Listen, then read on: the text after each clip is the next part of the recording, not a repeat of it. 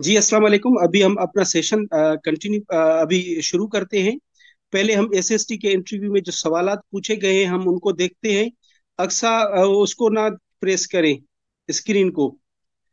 Screen पे specially जो pen लगी हुई है उस पे आप टच ना किया करें।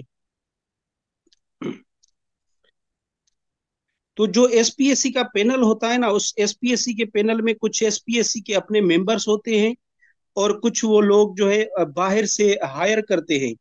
अब स्पेशली जो आपके साइंस के इंटरव्यूज होने वाले हैं, तो साइंस के सवालात के लिए एसपीएससी जो कि बाहर से साइंस स्पेशलिस्ट बुलाते हैं और उनको पैनल में शामिल करते हैं।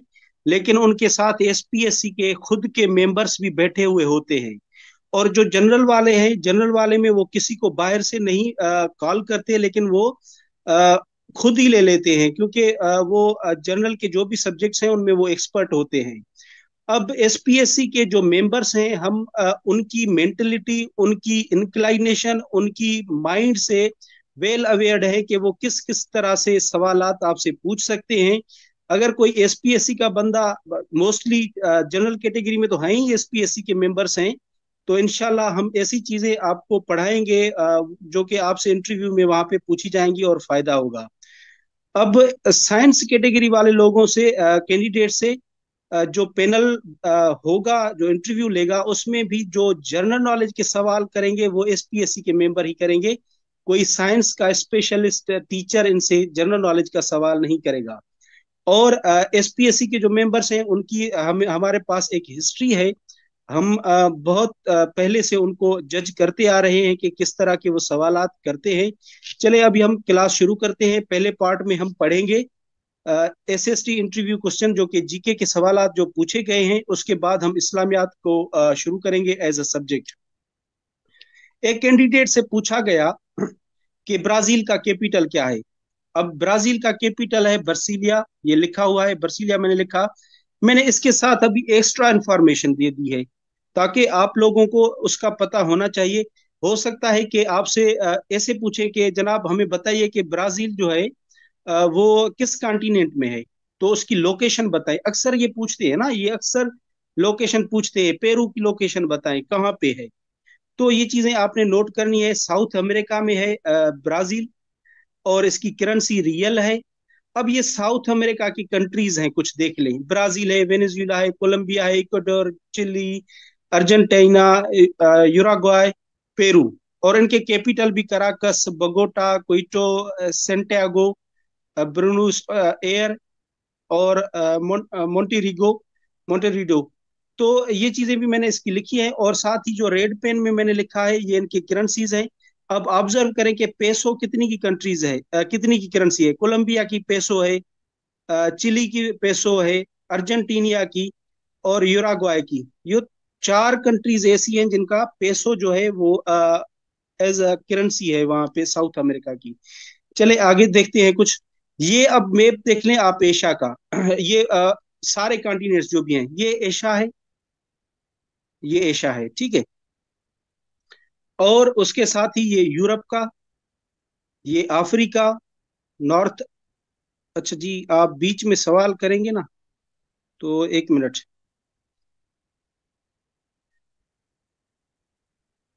पैराग्वाय। चले चले मैं हम देखते हैं, मैप में आते हैं ना। ऑस्ट्रेलिया। अब देखें, ये साउथ अमेरिका ये है। ये वाला हमारा साउथ अमेरिका है। इसकी लोकेशन आप देख लें कैसे ऊपर।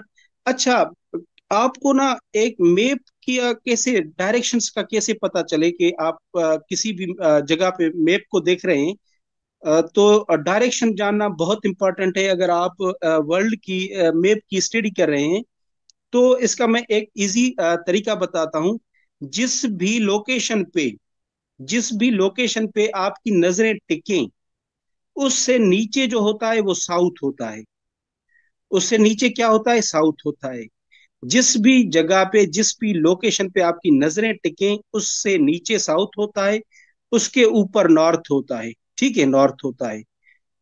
अब ये तो दोनों अतराफ आपको क्लियर हो गए कि ऊपर वाला नॉर्थ कहलाएगा और नीचे वाला साउथ कहलाएगा। अब फॉर एग्जाम्पल, मैं खड़ा हूं यहाँ यूरोप में, और मैं यूरोप से आपसे पूछता हूं कि जनाब हमें बताइए कि यूरोप से अफ्रीका कौन से डायरेक्शन में है, तो आप कहेंगे कि साउथ में है, क्योंकि हमारी नजरें यूरोप पे टिकी, नजरों से नीचे जो होगा डायरेक्शन वो होगा साउथ होगा, और ऊपर वाला ऊपर, अच्छा मैं कहता हूँ यूरोप से ऊपर क्या है, ये क्या है, आर्कटिक ओशन है, तो आप कह लेंगे कि आर्कटिक ओशन है, ठीक है।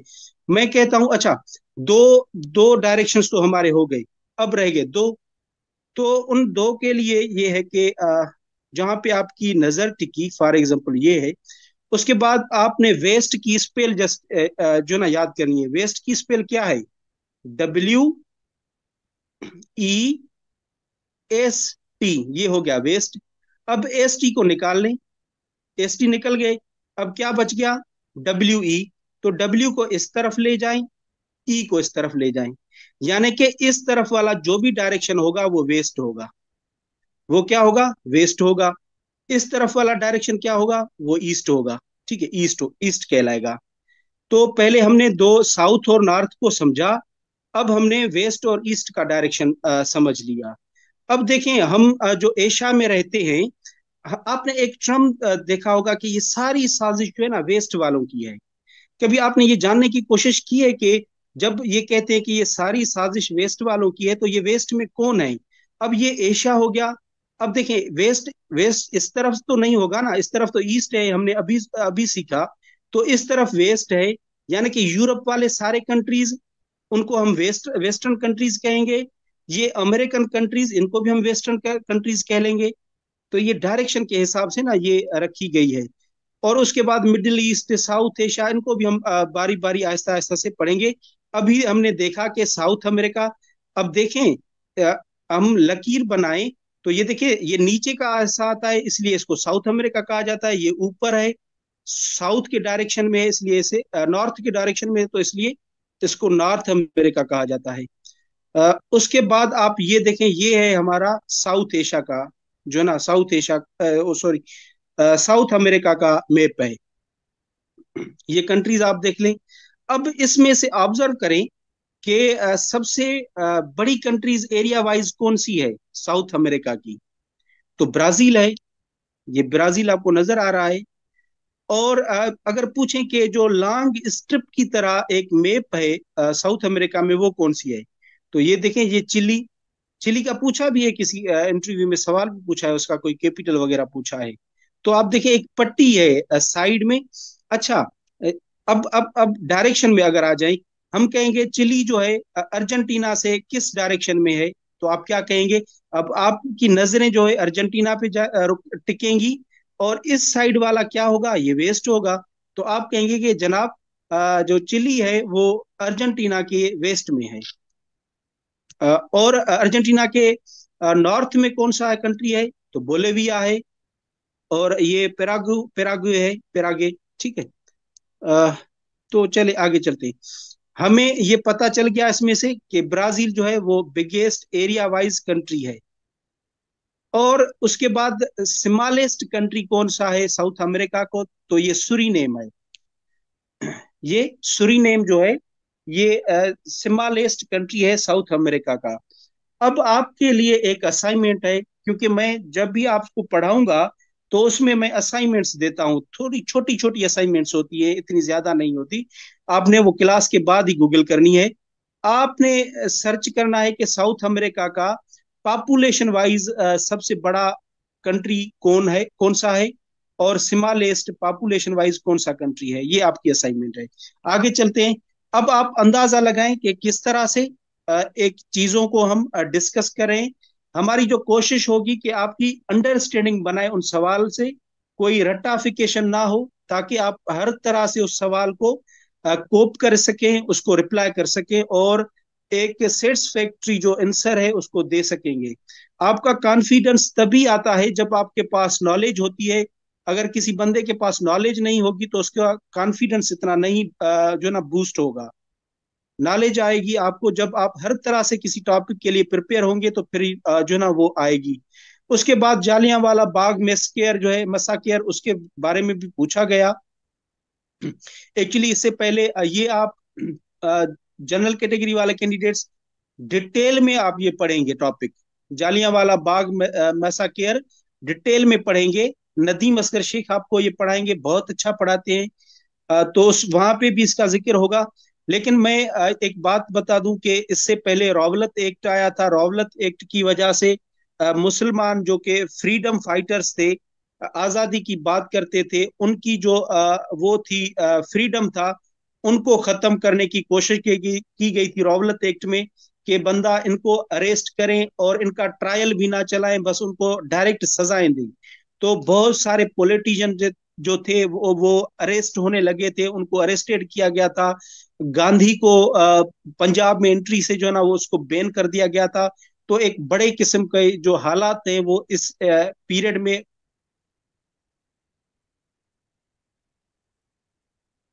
जना पीपीटी नहीं होगी शेयर, आप स्क्रीन शॉट ले लें तो ले लें। एक मैं चीज ये पहले भी अपने उसमें शेयर कर चुका हूँ ग्रुप्स में, कि अब देखें कितनी स्क्रीन आपको क्लियरली नजर आ रही है। आप स्क्रीनशॉट ले लें, उसकी पीडीएफ फाइल बना लें, कुछ आप अपनी तरफ से करें। और ये हम रिकॉर्डिंग भी शेयर करेंगे। ये जो हमारा लेक्चर खत्म होगा तो उसके बाद 1 घंटे में, ऐसा नहीं है कि लेक्चर खत्म हो जाए और रिकॉर्डिंग आ जाए। तो रिकॉर्डिंग जनरेट होने में 1 घंटा लगता है। 1 घंटे के बाद ग्रुप में रिकॉर्डिंग शेयर की जाएगी। फिर आप आराम से बैठ के उसको देख के आप स्क्रीनशॉट लेते जाएं तो अच्छा रहेगा। चले, हमारी बात हो रही थी जालियांवाला बाग मैसेकर की, कि इतने लोग जो अरेस्टेड हो गए। फिर गांधी पे भी बैन लगा के वो पंजाब में एंटर नहीं हो सकते। फिर कुछ लोग जो हैं वो अमृतसर है, अमृतसर का एक शहर था अमृतसर में ही जालियांवाला बाग था। तो उस बाग में इकट्ठे हुए लोग कि हम एहतजाज करें, प्रोटेस्ट करें, कि रौवलत एक्ट के खिलाफ जो ना एहतजाज करें। ये जो लोगों को अरेस्ट किया जा रहा है, हमारे पॉलिटिशियंस को, उनके खिलाफ अरेस्ट प्रोटेस्ट करें। तो वहां पे एक जनरल डायर आए और उसने हुक्म किया कि इन पे ओपन फायरिंग की जाए, इस सारे क्राउड पे। उस पे फायरिंग की गई जिसमें 567 लोग मारे गए और बहुत सारे इंजर्ड हो गए। उसके बाद एक कमीशन बनाई गई, क्योंकि ये इसको नहीं करना चाहिए था उस जनरल को, उस फौजी को। लेकिन ये बात फिर लंदन में गई। लंदन से वहां से एक ऑर्डर आया कि जनाब एक कमीशन बनाए, इसकी इन्वेस्टिगेशन करें। तो ये कमीशन जो बनी थी उसका नाम था हंटर कमीशन। और हंटर कमीशन ने इन्वेस्टिगेट किया और फिर जनरल डायर को उस ओहदे से ही हटा दिया गया था। ये अमृतसर में था जालियांवाला बाग। अब देखें, ये तो आप डिटेल में भी पढ़ेंगे, लेकिन मैंने कंसाइजली, ब्रीफली, एक विथ बैकग्राउंड, एक अंडरस्टैंडिंग आपकी बना दी कि अगर जालियांवाला बाग पे अब बात होगी। अब इतनी मैंने बातें बता दी जालियांवाला बाग की, वो आपको शायद नहीं आई समझ में। रौलत एक्ट जब पढ़ेंगे ना तो फिर आपको पता चल जाएगा। जालियांवाला बाग में रौलत एक्ट, और उसके बाद जो पॉलिटिशियंस अरेस्ट हुए थे, गांधी पे जो बैन लगा था कि आप पंजाब में एंटर नहीं हो सकते।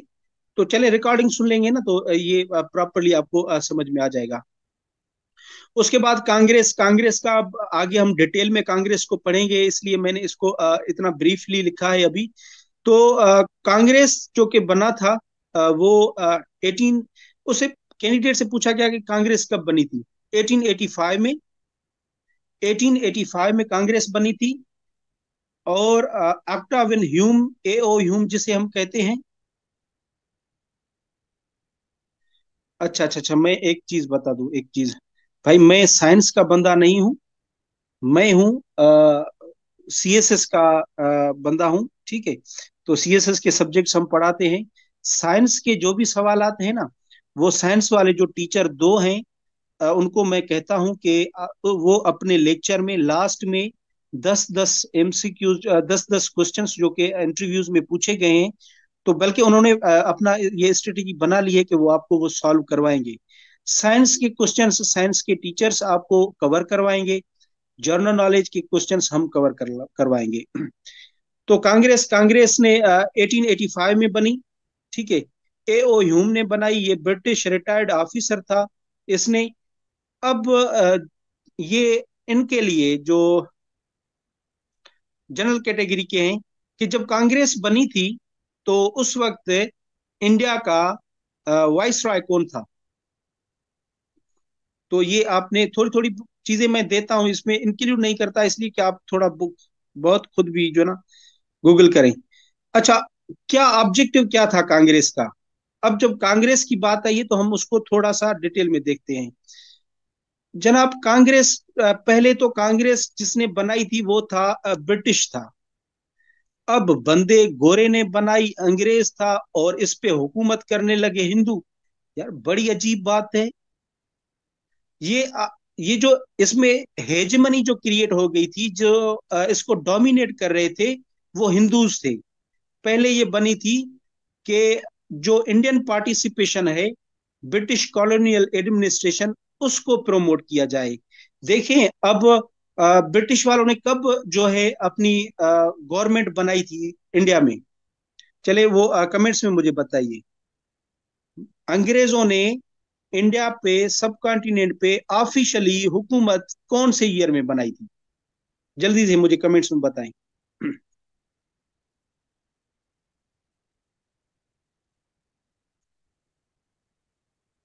चले कोई नहीं आ रहा, तो 1858 में, 1858 में गोरों ने प्रॉपरली ऑफिशियली अपनी गवर्नमेंट बनाई थी इंडिया और पाक।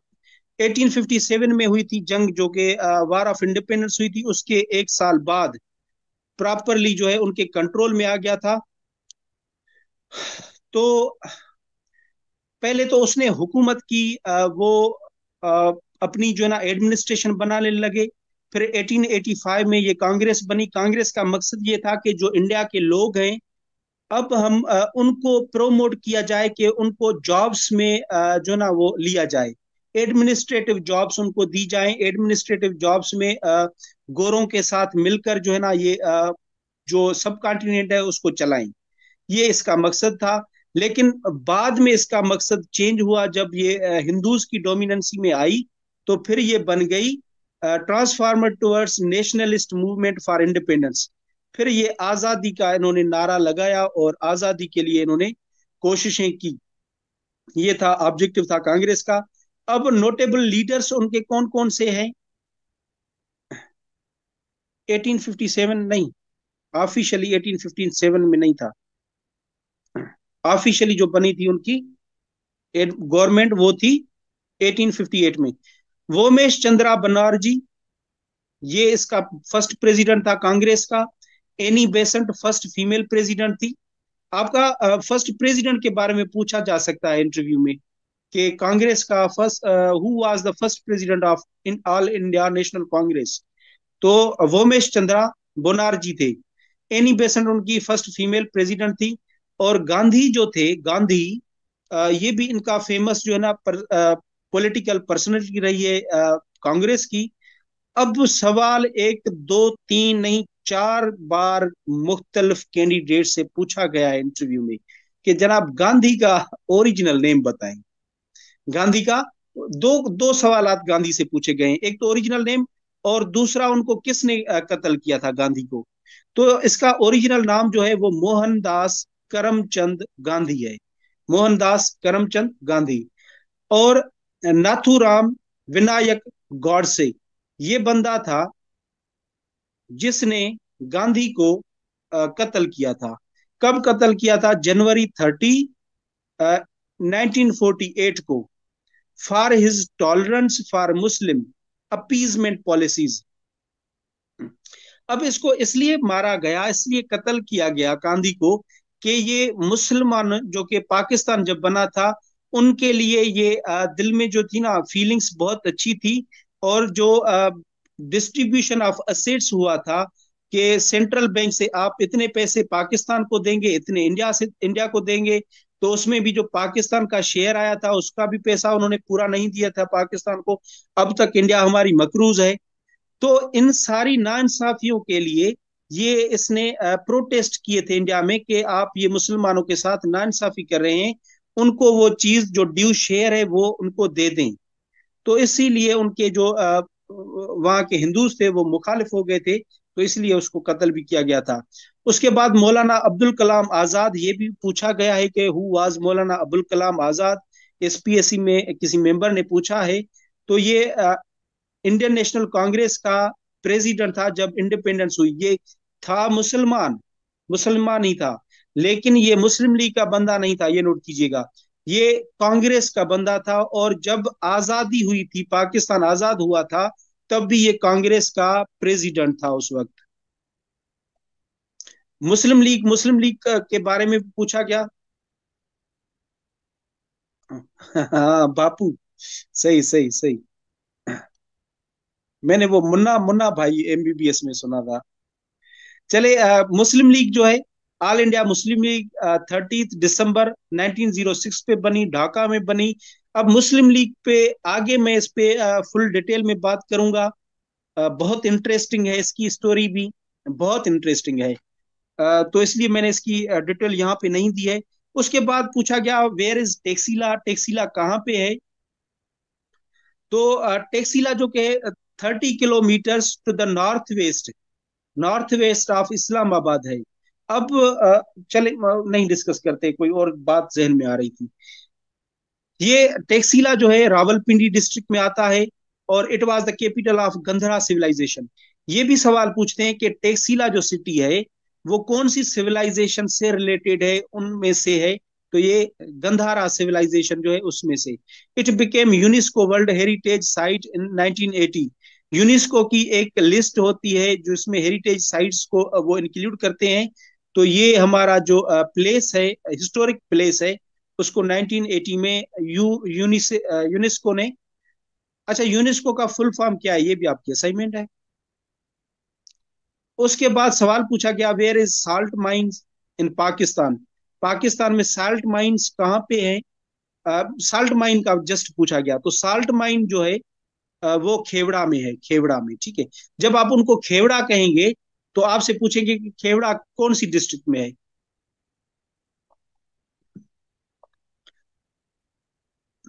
खेवड़ा कहाँ पे है, खेवड़ा झेलम डिस्ट्रिक्ट में है, पंजाब में है। और खेवड़ा साल्ट माइंस जो है वो वर्ल्ड सेकंड लार्जेस्ट माइंस हैं। पाकिस्तान में ये दुनिया की दूसरे नंबर पे बड़ी लार्जेस्ट साल्ट माइंस हैं। और ये दुनिया में दूसरे नंबर पे हैं, तो पाकिस्तान की तो डेफिनेटली फर्स्ट नंबर पे हुए।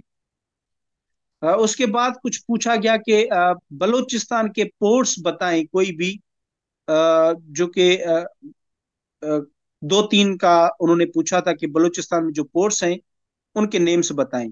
तो बलूचिस्तान में जो पोर्ट्स हैं वो गवादर पोर्ट है, पोर्ट ऑफ अरमारा मकरान की कोस्ट पे, port of Pasni, port of Jiwani, Gaddani port, ये सारी बलूचिस्तान में है। तो आपने ये नोट करनी है।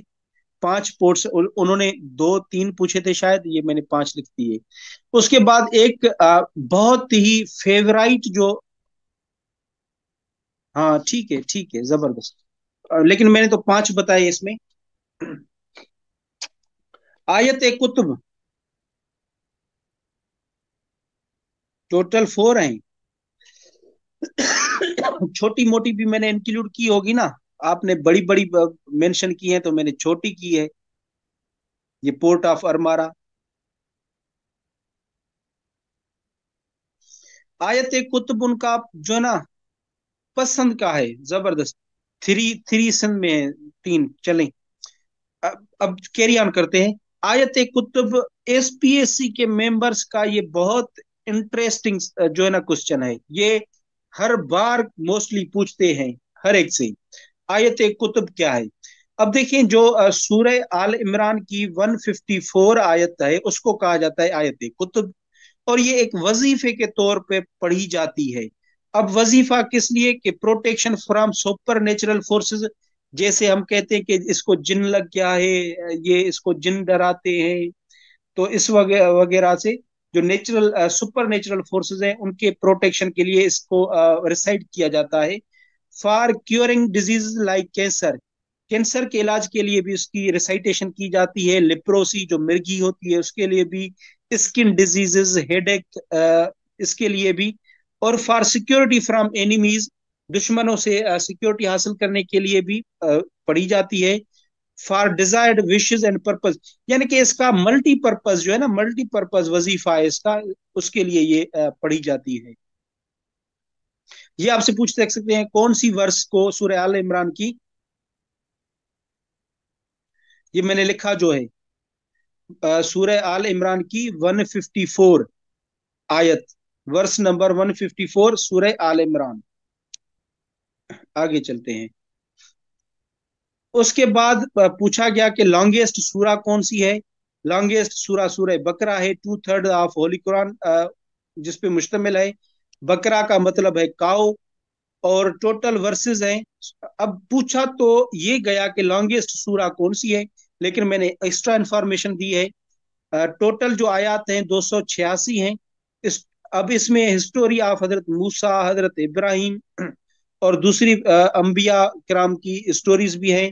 और longest verse of holy Quran is in Surah Baqarah. Quran मजीद की जो सबसे बड़ी लेंदी जो आयत है वो है सूरह बकरा में आयत नंबर 282। और आयतुल कुर्सी भी इसी में ही है। अब आप मुझे ये बताएंगे, बल्कि आगे आएगा तो सही, आपने वो करना है कि आयतुल कुर्सी सूरह बकरा की कौन सी आयत को कहा जाता है। उसके बाद मक्की और मदनी सूराज का पूछा गया कि मक्की सूराज कितनी सी हैं, मदनी सूराज कितनी हैं। तो मक्की सूराज 86 है, मदनी 28 है। अब आपसे लॉन्गेस्ट आयत आयतुल कुर्सी नहीं है, छोटी सी है वो, आयतुल कुर्सी नहीं है। मक्की सूरा पूछा तो ये क्या कि मक्की सूराज कितनी सी हैं और मदनी सूराज कितनी है। 86 मक्की सूराज है, 28 मदनी है। लेकिन आप आपसे पूछ सकते हैं कि जनाब मक्की सूराज में क्या क्या लिखा हुआ है, उनके टॉपिक्स क्या है, और मदनी सूराज के टॉपिक्स क्या है। तो मक्की सूराज ऐसा नहीं है कि हम सारे टॉपिक लिख रहे हैं। जो मेजर मेजर टॉपिक्स है सूरह मक्की सूराज के, उनको मैंने डिस्कस किया है कि वो ज्यादातर तौहीद पे डिस्कशन करती हैं। तौहीद पे जो है ना डिस्कशन करती हैं, और प्रॉफिटहुड को बयान करती हैं, पैगंबरों को, कयामत के दिन पे भी बातें करती हैं। और past incidents of the profits, जो स्टोरीज है उनकी, कससल अंबिया जो है, कसाइस है, तो वो सारे इनमें बयान किए गए हैं। और मदनी सूराज में क्या है, इस्लामिक लॉज बताए गए हैं, मॉनेटरी लॉज, पैसों से रिलेटेड, ट्रांजेक्शन से रिलेटेड इथिक्स बताई गई है, मोरलिटी बताई गई है, अहकाम बताए गए हैं। अहकाम यहाँ भी है, जैसे रोजों का फर्ज होना वगैरह। तो ये सारी चीजें मक्की सुराज में भी, लेकिन मेजर जो थीम्स हैं ये अकायद को बयान करती हैं। मक्की सुराज अकीदा बनाती हैं कि जनाब तौहीद करें, अल्लाह एक है, उन उसने रसूल भेजे, उन पे ईमान ले आए, कयामत के दिन पे ईमान लाए। तो मोस्टली जो मक्की सुराज हैं वो अकीदों पे, अकायद जो है उन पे डिस्कशन करती हैं।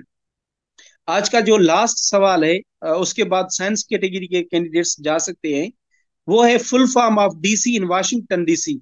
वाशिंगटन डीसी में डीसी का क्या फुल फॉर्म है, ये आपसे भी पूछ सकते हैं। तो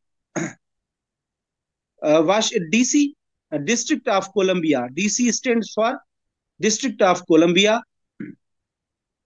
अब देखें ना, देखें आप कमेंट कर रहे हैं ना, तो वो आपकी कमेंट्स मेरी स्क्रीन पे आ रहे हैं। जब स्क्रीन पे आ रहे हैं तो मैं नहीं पढ़ पा रहा कि उसके नीचे स्लाइड पे क्या लिखा हुआ है। तो जो चीज लिखी हुई है उसके लिए आप कमेंट ना करें, जो मैं आपसे पूछूं तो उसके लिए। Washington DC, DC is the capital of USA, located in District of Columbia. ये कैपिटल है, यूएसए का कैपिटल है, जो कि डिस्ट्रिक्ट ऑफ कोलंबिया में है, तो इसीलिए उसको डीसी कहा जाता है। चलें, अब वो साइंस कैटेगरी वाले कैंडिडेट्स जाना चाहें तो जाएं। अब हम पढ़ेंगे, क्या पढ़ेंगे आप बताएं, जनरल वाले आप बताएं, अब कमेंट्स में अब लिखें ना कमेंट्स।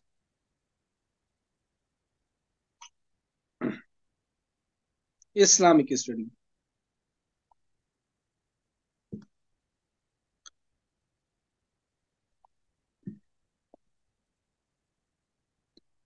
अब नहीं लिखेंगे लिखें लिखें, ज्यादा से ज्यादा लिखें। लिखें और लिखते रहें। अच्छा, बातें समझ में तो आ रही है ना? मैं कोशिश कर रहा हूँ कि आपकी ये मेरे साथ पहली इंटरेक्शन है। और नदीम असगर शेख तो मुझसे भी अच्छा पढ़ाएंगे आपको इंशाल्लाह। बहुत एक्सपर्ट हैं वो, इंटरव्यू लेने में बहुत एक्सपर्ट हैं, अपने सब्जेक्ट में बहुत वो हैं, मास्टर हैं। पाकिस्तान स्टडी इंशाल्लाह आपकी ऐसी करवा